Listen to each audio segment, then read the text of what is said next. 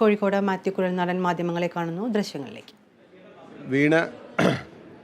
വീണ വിജയൻ ആദ്യം തുടങ്ങിയെന്ന് പറയുന്ന കമ്പനി എക്സാലോജിക്, അതിൻ്റെ പ്രവർത്തനങ്ങൾ ദുരൂഹമാണ് എന്നും ഇത് വഴിവിട്ട പണം സ്വീകരിക്കുന്നതിനും ആ പണം വെളുപ്പിച്ചെടുക്കുന്നതിനും വേണ്ടി സാധാരണ ഉണ്ടാകാറുള്ള കടലാസ് കമ്പനികളുടെ സ്വഭാവത്തിലുള്ള ഒരു കമ്പനിയുടെ പ്രവർത്തനം പോലെയാണ് കാണാൻ കഴിയുന്നതെന്നും അന്വേഷണങ്ങളിൽ നിന്നും ബോധ്യപ്പെടുന്ന കാര്യം ഈ കമ്പനിയുടെ പ്രവർത്തനങ്ങൾ ഒട്ടും സുതാര്യതയില്ലാതെയും നിരവധിയായിട്ടുള്ള നിയമലംഘനങ്ങളടക്കമുള്ള കാര്യങ്ങൾ കാണാൻ കഴിയുന്ന നിലയിലാണ് മുന്നോട്ട് പോകുന്നതെന്നും നമ്മൾ സൂചിപ്പിച്ചിരുന്നു.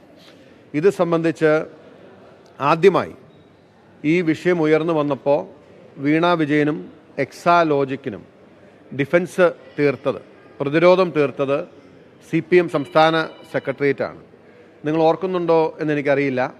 ആദ്യമായി വിഷയം വന്നപ്പോൾ CPM സംസ്ഥാന സെക്രട്ടേറിയറ്റിൻ്റെ ഒരു പത്രക്കുറിപ്പ് അവർ ഔദ്യോഗികമായി പുറത്തിറക്കിയിരുന്നു. ഇത് രണ്ട് കമ്പനികൾ തമ്മിലുള്ള സുതാര്യമായ ഇടപാടാണ്. അതുകൊണ്ട് തന്നെ ഇതിൽ തെറ്റായിട്ട് അല്ലെങ്കിൽ ഇതിൽ ദുരൂഹമായിട്ട് ഒന്നുമില്ല എന്നു പറഞ്ഞ് ഔദ്യോഗികമായി വീണ വിജയനെയും എക്സാലോജിക്കിനെയും പ്രതിരോധിക്കാനിറങ്ങിയ CPM സംസ്ഥാന സെക്രട്ടേറിയറ്റിൻ്റെ പ്രതികരണം ഈ ഘട്ടത്തിൽ എന്താണ് എന്നറിയാൻ താല്പര്യമുണ്ട്. നമ്പർ 1.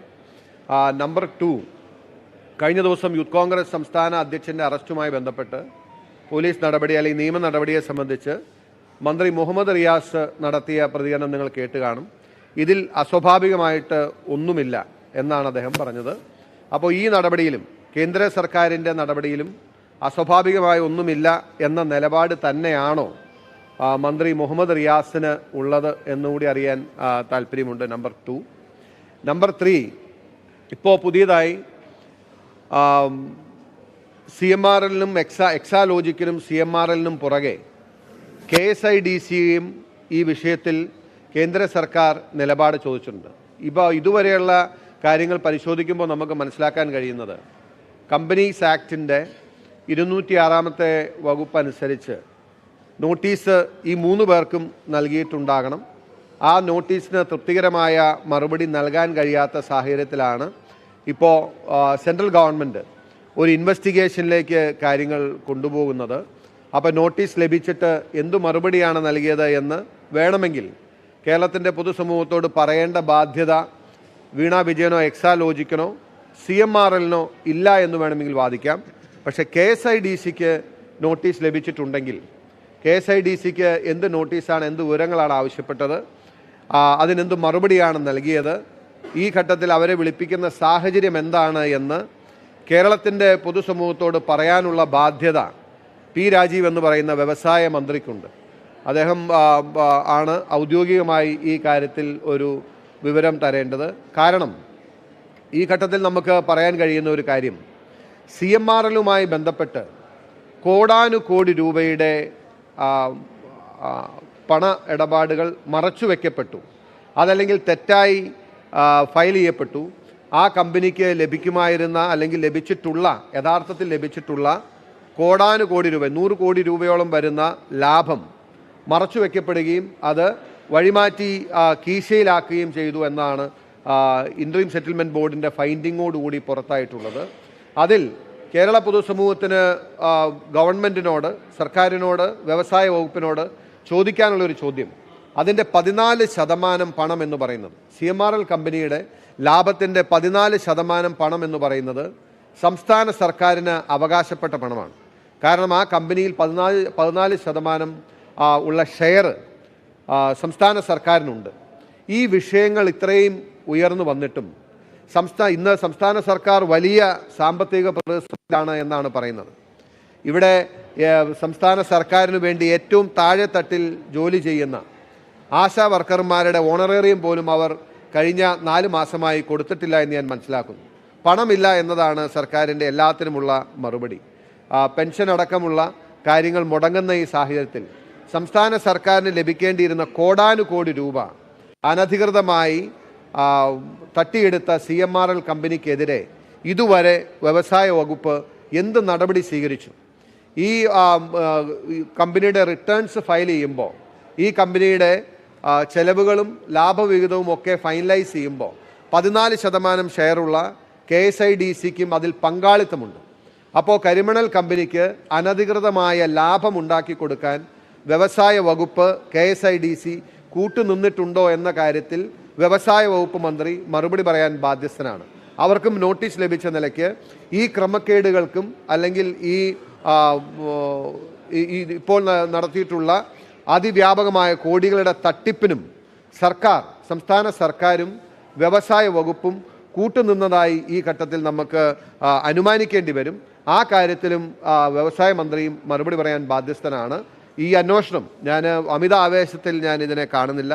കാരണം ഈ സർക്കാരുമായി ബന്ധപ്പെട്ട് കൺവിൻസിംഗ് ആയിട്ടുള്ള ഒരുപാട് എവിഡൻസുകൾ പുറത്തു വന്നിട്ടും സ്വർണ്ണക്കടത്ത് അടക്കമുള്ള ലൈഫ് മിഷൻ കോഴ അടക്കമുള്ള നിരവധിയായ കാര്യങ്ങളിൽ വഴിവിട്ട സമീപനം മുഖ്യമന്ത്രിയുടെ കുടുംബത്തിൻ്റെയും ഭാഗത്ത് നിന്ന് ഉണ്ടാവുകയും അതിന് വളരെ കൺവിൻസിംഗ് ആയിട്ടുള്ള എവിഡൻസ് പല ഘട്ടങ്ങളിലും പുറത്തു വന്നിട്ടുണ്ടെങ്കിലും കേന്ദ്ര സർക്കാർ അതിൻ്റെ അധികാരം യഥാർത്ഥത്തിൽ പ്രയോഗിക്കാനോ കേന്ദ്ര സർക്കാർ യഥാർത്ഥ വസ്തുതകൾ പുറത്തു വരുന്ന സത്യസന്ധമായ അന്വേഷണം നടത്താനോ ഇതുവരെ തയ്യാറായിട്ടില്ല എന്നത് തന്നെയാണ് എൻ്റെ പക്ഷം. അതുകൊണ്ട് തന്നെ ഇതിലൊരു അമിതാവേശം എനിക്ക് ഇല്ല. ഒരുപക്ഷെ ആത്യന്തികമായി നീതി ലഭ്യമാവും എന്ന് ഞാൻ പ്രതീക്ഷിക്കുന്നത് കോടതികളിൽ നിന്ന് തന്നെയാണ്. എന്നിരുന്നാലും ഇപ്പോൾ കമ്പനീസ് ആക്ടിൻ്റെ അണ്ടറിൽ കേന്ദ്ര സർക്കാർ ഇനീഷ്യേറ്റ് ചെയ്തിട്ടുള്ള ഈ അന്വേഷണം കൂടുതൽ കാര്യങ്ങൾ പുറത്തു കൊണ്ടുവരുമെന്നാണ് ഞാൻ പ്രതീക്ഷിക്കുന്നത്. അതിന് കാരണമായി ഞാൻ കാണുന്നത് എക്സാലോജിക്കിൻ്റെ പ്രവർത്തനങ്ങളിൽ ദുരൂഹത അല്ലെങ്കിൽ എക്സാലോജിക്കിൻ്റെ പ്രവർത്തനങ്ങളിലുള്ള ഒരു നിയമവിരുദ്ധമായ കാര്യങ്ങൾ CMRലുമായി ബന്ധപ്പെട്ട മാത്രമല്ല, അവർ CMRലിൽ നിന്നും പണം വാങ്ങിയതുപോലെ നിരവധി കമ്പനികളിൽ നിന്നും കേരളത്തിലുള്ള നിരവധി കമ്പനികളിൽ നിന്നും അതെല്ലാം ആ കമ്പനികളെല്ലാം പ്രവർത്തിക്കുന്ന മേഖല എന്ന് പറയുന്നത് അല്ലെങ്കിൽ ആ കമ്പനികളുടെ പ്രവർത്തന പശ്ചാത്തലം എന്ന് പറയുന്നത് ഒരുപാട് ചോദ്യചിഹ്നങ്ങൾ ഉയർത്തുന്നത് ആ നിലയിലുള്ള കമ്പനികളിൽ നിന്നും കോടാനുകോടി രൂപ എക്സാലോജിക് വാങ്ങിയിട്ടുണ്ട്. ഇതിപ്പോൾ ഒരു കമ്പനിയുടെ വിവരം മാത്രമാണ് പബ്ലിക് ഡൊമൈനിൽ അല്ലെങ്കിൽ പൊതുസമൂഹത്തിന് മുമ്പിലുള്ളത്. സമാനമായ നിലയിൽ നിരവധി കമ്പനികളിൽ നിന്നും കോടാനുകോടി രൂപ ഇവർ സേവനം നൽകാതെ കൈപ്പറ്റിയിട്ടുണ്ട്. എന്നിട്ട് എക്സാലോജിക് നൽകിയിട്ടുള്ള കണക്കുകൾ എന്ന് പറയുന്നത് എക്സാലോജിക്കും നഷ്ടത്തിലാണ് എന്നതാണ്. അതായത് കോടാനുകോടി രൂപയുടെ ലാഭവും വരുമാനവും ഉണ്ടായിരുന്ന CMRL കമ്പനി നഷ്ടത്തിലാണ്, അല്ലെങ്കിൽ ഈ കണക്കുകൾ പെരുപ്പിച്ചും എക്സ്പെൻസുകൾ പെരുപ്പിച്ച് കാണിച്ചും വ്യാജമായി ചമച്ചും ആ കമ്പനി നഷ്ടത്തിലാണ് എന്ന് കാണിച്ചതുപോലെ തന്നെ എക്സാലോജിക്കും നഷ്ടത്തിലാണ് എന്ന് പറയുകയും നഷ്ടത്തിലാണെന്ന കണക്കുകൾ ഔദ്യോഗികമായി നൽകുകയും ഇപ്പോൾ ഒടുവിൽ അവർ പ്രവർത്തനം അവസാനിപ്പിച്ചു എന്നും കൂടി ചേർത്ത് വായിക്കുമ്പോൾ ഒരുപാട് കാര്യങ്ങൾ പുറത്തു വരാനുണ്ട്. അത് ഈ അന്വേഷണത്തിലൂടെ പുറത്തു വരുമോ എന്ന് കാത്തിരുന്ന് കാണാമെന്നാണ് ഈ ഘട്ടത്തിൽ എനിക്ക് പറയാനുള്ളത്.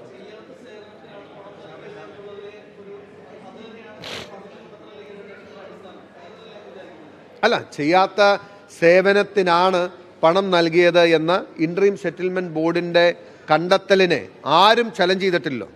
അതായത് CMRൽ ചലഞ്ച് ചെയ്തില്ല, എക്സാലോജിക്ക് ചലഞ്ച് ചെയ്തില്ല, വീണ വിജയൻ ചലഞ്ച് ചെയ്തില്ല, ആർക്കും തർക്കമില്ല.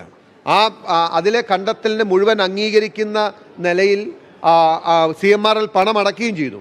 അപ്പോൾ സ്വാഭാവികമായിട്ടും സേവനം നൽകാതെ പണം കൈപ്പറ്റി എന്നത് എക്സാലോജിക്കും വീണ വിജയനും അംഗീകരിച്ചിരിക്കുകയാണ്. നിയമപരമായി നോക്കുമ്പോൾ ഇന്ന് എക്സാലോജിക്കിൻ്റെ കയ്യിലുള്ള പണം, വീണ വിജയൻ്റെ കയ്യിലുള്ള പണം ഒരു സേവനവും നൽകാതെ കൈപ്പറ്റിയതാണ് എന്ന് നിയമപരമായി അവർ അംഗീകരിച്ചിരിക്കുന്നു. എന്നാൽ അത് എന്തിനു വേണ്ടി കൈപ്പറ്റി എന്നതിന് ഇതുവരെ മറുപടി തന്നിട്ടില്ല. അത് അവിടെയാണ് ഞങ്ങളെപ്പോലുള്ള ആളുകൾ അല്ലെങ്കിൽ പ്രതിപക്ഷം അടക്കം ഒന്നടങ്കം അത് എന്ത് സേവനത്തിന് വേണ്ടിയിട്ടാണ് എന്ന് ചോദിച്ചാൽ അത് വഴിവിട്ട സേവനങ്ങൾക്ക് വേണ്ടി വാങ്ങിയ കൈക്കൂലി പണമാണ് എന്ന് ഞങ്ങൾ പറയുന്നത്. അതുകൊണ്ടാണ് അതിനെ മാസപ്പടി എന്ന് ഞങ്ങൾ വിളിക്കാനിടയായത്.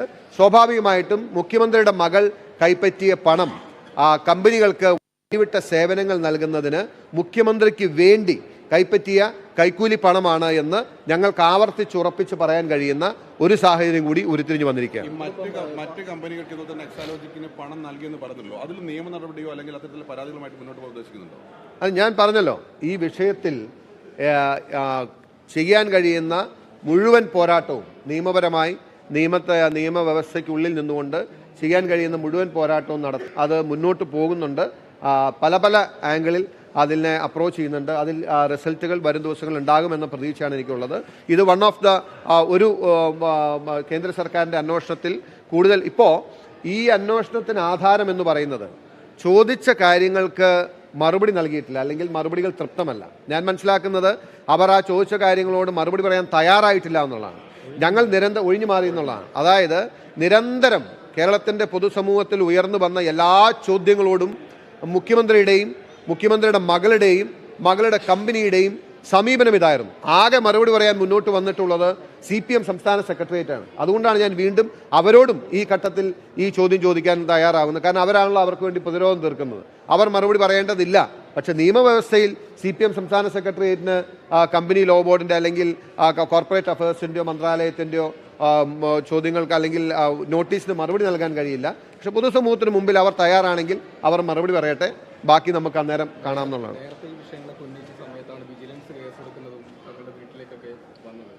മുഖ്യമന്ത്രിയുടെ മകൾ വീണ വിജയന്റെ കമ്പനിക്കെതിരെയുള്ള കേന്ദ്ര ഏജൻസി അന്വേഷണം എന്നുള്ള വിഷയത്തിൽ പ്രതികരിക്കുകയായിരുന്നു മാത്യു കുഴൽനാടൻ. സുതാര്യതയില്ലാത്ത പ്രവർത്തനമെന്ന് താൻ ഒരിക്കൽ പറഞ്ഞതിനെ CPIM സെക്രട്ടേറിയറ്റിന്റെ പ്രതികരണം അന്ന് ലഭ്യമായിരുന്നു. എന്നാൽ ഇപ്പോൾ CPIM സെക്രട്ടേറിയറ്റ് പ്രതികരിക്കണമെന്നാണ് മാത്യു കുഴൽനാടൻ ആവശ്യപ്പെട്ടിരിക്കുന്നത്.